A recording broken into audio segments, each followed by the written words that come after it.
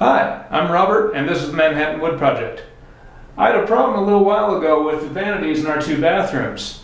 There was a big gap between the back of the vanities and the wall. That wasn't necessarily a problem. The problem was that it tapered because the wall wasn't quite plumb.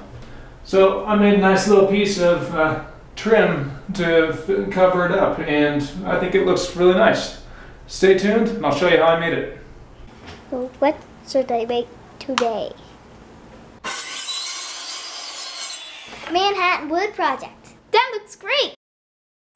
All it takes to make two nice pieces of trim is a single scrap piece of 2x4. First, I formed the basic shape using a 1/2-inch cove bit to route coves on both sides of the 2x4. Next, I cut the extra wood off the wide side of the board. Then I cut the molding pieces away from the center and cut them to length. Overall, the pieces are about 7/8 of an inch by 3/4 of an inch. I didn't want to have a piece of trim just kind of sticking out square from the vanity, so I kind of rounded over the edges on both pieces. After a little bit of hand sanding, we put 2 coats of paint on the trim pieces. Well, the boss did. Now if this trim is ready, I can just put it in place. I'm going to start with it, just a couple of brads, a little 5/8 inch brads, just tap into the wall.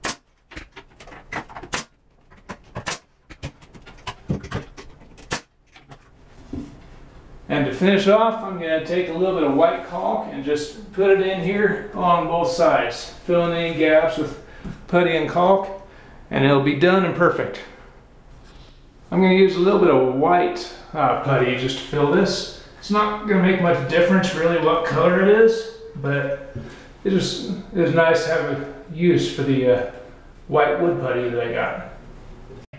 Cleaning up this putty is just as simple as using a slightly damp cloth and just kind of wiping it in and wiping it off. 1 coat of paint over this and you'll never know it's there to begin with.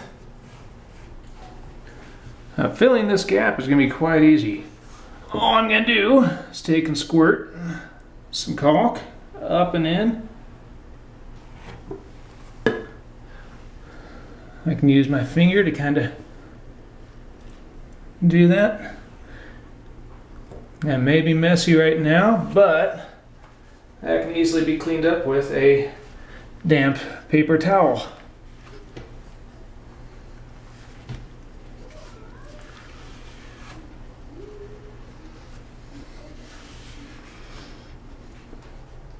If you like this project, if you learned something or you think you can do it, give me a thumbs up, leave a comment below.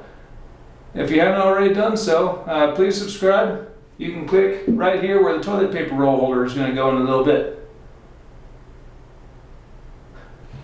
Thanks for watching, and I'll see you on the next project.